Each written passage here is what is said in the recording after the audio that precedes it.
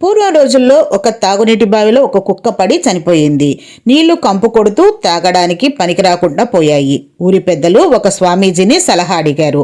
100 బిందెల నీళ్లు తోడిపోసేయండి, శుభ్రమైన కొత్త నీరు ఊరుతుంది.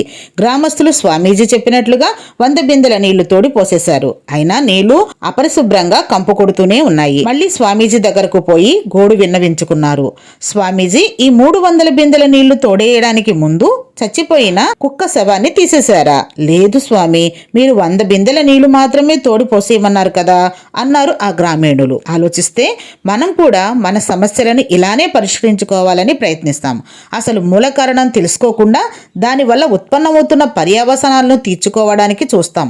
మన శ్రేయోభిలాషుల సలహాలు తీసుకుంటామే కానీ మన మేధస్సును ఉపయోగించి తార్కికంగా విశ్లేషించడం, సరైన నిర్ణయాలు తీసుకోవడంలో విఫలమై గుడ్డిగా ఇతరుల సలహాలను అనుసరిస్తాం.